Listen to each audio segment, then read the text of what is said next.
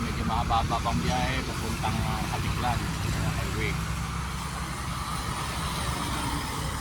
So mga 100 kilometers pa ang remaining kilometrahe para makabot sa destination namin.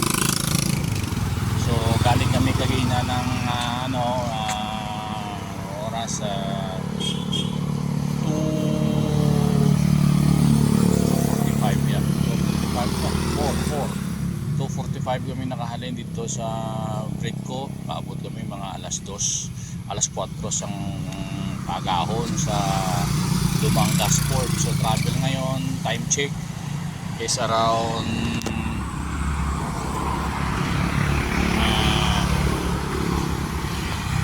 is 8:07 ng umaga. So estimated time dun sa estimate ko is 10 ng umaga kami makarating sa Katiklan. So may 2 hours pang travel. Stop over lang para kumain.